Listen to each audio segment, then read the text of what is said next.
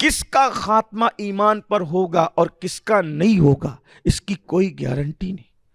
آپ کو حیرت ہوگی، رسول اللہ کے دور میں جن لوگوں نے کلمہ پڑھا، اسلام کی ترقی کو دیکھ کے جو دیہاتی لوگوں نے کلمہ پڑھا، جب حضور نے پردہ فرمایا تو وہ دیہاتی لوگ مرتد ہو گئے، کلمے سے پھر گئے۔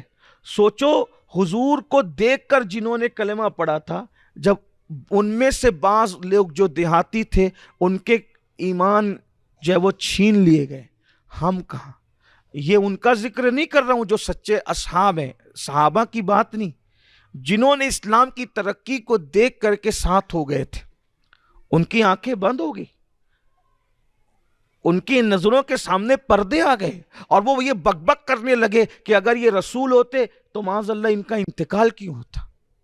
تو صحابہ نے یہی بتایا یہ رسول ہیں اسی لیے ان کا انتقال ہو، اس لیے کہ ایک ہی ذات کو موت نہیں ہے اور وہ ذات اللہ کی ذات۔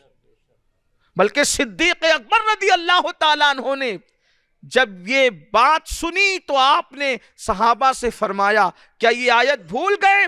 وما محمد الا رسول قد خلت من قبلہ الرسل، اور پوری آیت کی تلاوت فرمائی، اور آپ نے جو تاریخی جملہ فرمایا وہ یہ کہ یاد رکھو اگر کوئی محمد عربی کی عبادت کرتا تھا تو وہ سن لے کہ حضور پردہ فرما گئے ہیں، اور اگر کوئی اللہ کی عبادت کرتا تھا تو اس کو یاد رکھنا چاہیے کہ اللہ حی و قیوم ہے، اس کو کبھی موت نہیں آنے والی۔ کچھ لوگ اس جملے کو یہ دلیل بناتے ہیں کہ دیکھا پھر ہماری بات تو صحیح ہے کہ حضور تو مر گئے معاذ اللہ۔ ہم کہتے ہیں حضور کو موت ضرور آئی لیکن انسانوں کی طرح نہیں آئی، عام انسانوں کی طرح نہیں آئی۔ جب ان کی پیدائش ہماری طرح نہیں ہے تو ان کی موت بھی ہماری طرح نہیں، نہ ان کا آنا ہماری طرح ہے نہ ان کا جانا ہماری طرح۔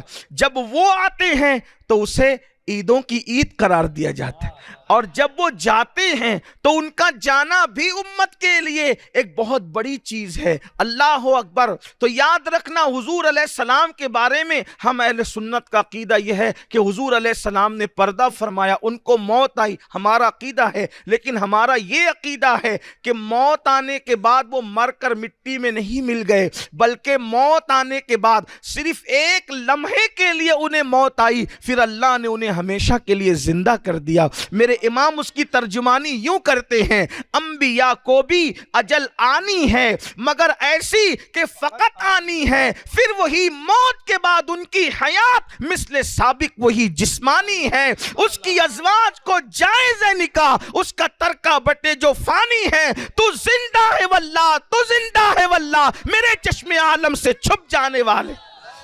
اندازہ فرمائیں میرے آقا علیہ الصلوۃ والتسلیم کے پیارے دیوانوں، تو وہ دیہاتی لوگ ایمان چھوڑ گئے، کچھ لوگوں نے زکوٰۃ کا انکار کیا، کچھ لوگ ارتداد کا شکار ہوئے، کچھ لوگ مسلمہ کذاب کی جھوٹی نبوت کو ماننے والے بن گئے، بڑا فتنے کا دور ہوا۔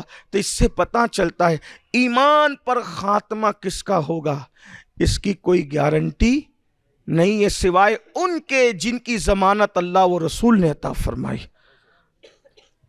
حضور کے سارے صحابہ جنتی، اور صحابی کی تعریف یہی ہے کہ جو ایمان کی حالت میں حضور کو دیکھے اور ایمان ہی کی حالت میں دنیا سے چلا جائے وہ صحابی ہیں، اور جو ایسا ہے وہ یقینی جنتی۔ بلکہ ہم سنی تو یہ کہتے ہیں جیسے جنت کا ہونا یقینی ہے ویسے ہر صحابی کا جنتی ہونا یقینی ہے۔